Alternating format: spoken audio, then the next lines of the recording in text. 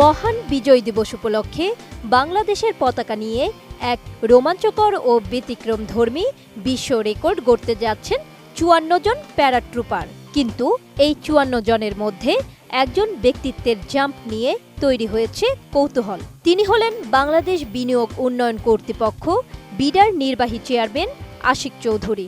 সর্বাধিক পতাকা হাতে প্যারাট্রুপিংয়ে গিনেস ওয়ার্ল্ড রেকর্ড গড়বেন তিনি। তিনি এই ঐতিহাসিক জাম্পটি করবেন এক বিশেষ হেলমেট পরে। সেই হেলমেটে আঁকা রয়েছে সম্প্রতি গুলিবিদ্ধ হয়ে সংকটাপন্ন অবস্থায় থাকা শরীফ ওসমান বিন হাদির ছবি।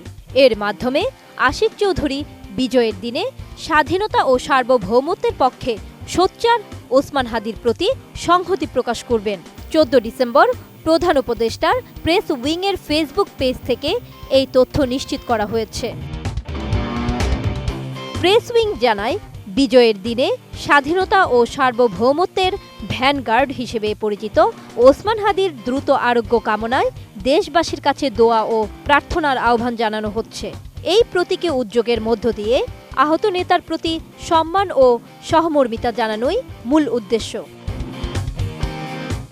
আগামী ১৬ ডিসেম্বর সকাল ১১টা থেকে ঢাকার তেজগাঁওয়ে পুরাতন বিমানবন্দরে বাংলাদেশ সেনাবাহিনী, নৌবাহিনী ও বিমান বাহিনী পৃথকভাবে ফ্লাইট পাস্ট মহড়া পরিচালনা করবে। পাশাপাশি থাকবে বিজয় দিবসের বিশেষ ব্যান্ড শো। সকাল ১১টা ৪০ থেকে টিম বাংলাদেশের ৫৪ জন প্যারাট্রুপার স্বাধীনতার ৫৪ বছর পূর্তি উপলক্ষে জাতীয় পতাকা হাতে প্যারাশুটিং করবেন। আয়োজকেরা জানিয়েছেন, এই বিশেষ অনুষ্ঠান জনসাধারণের জন্য উন্মুক্ত থাকবে। নতুন বাংলাদেশ গড়তে এলো জুলফিকার স্টিল।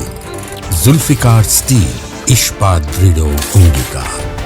এছাড়া ১২ ডিসেম্বর রাজধানীর বিজয়নগর বক্স কালভার্ট এলাকায় মোটরসাইকেলে করে দুর্বৃত্তরা ইনকিলাব মঞ্চের মুখপাত্র ও আসন্ন নির্বাচনে ঢাকা ৮ আসনের সম্ভাব্য স্বতন্ত্র প্রার্থী ওসমান হাদির উপর গুলি চালিয়ে পালিয়ে যায়। গুরুতর আহত অবস্থায় প্রথমে তাকে ঢাকা মেডিকেল কলেজ হাসপাতালে ভর্তি করা হয়। পরবর্তীতে উন্নত চিকিৎসার জন্য তাকে রাজধানীর এভারকেয়ার হাসপাতালে নেওয়া হয়েছে। বর্তমানে আইসিইউতে রেখে চিকিৎসা দেওয়া হচ্ছে। জীবন মৃত্যুর সন্ধিক্ষণে থাকা হাদির চিকিৎসায় এর মধ্যে একটি মেডিকেল বোর্ড গঠন করা হয়েছে। ওসমান হাদির অবস্থা এখন স্থিতিশীল রয়েছে। মেডিকেল বোর্ড যদি কোনো সিদ্ধান্ত দেয় তাহলে বিদেশে নেওয়া হবে কিনা সে বিষয়ে পরিবার চূড়ান্ত সিদ্ধান্ত নেবে বলে চিকিৎসকরা জানান। ইতোমধ্যে বিদেশে তার চিকিৎসা সংক্রান্ত কেস সামারি পাঠানো হয়েছে। জান্নাতুন Nahar Jerry, desk report, ATN news.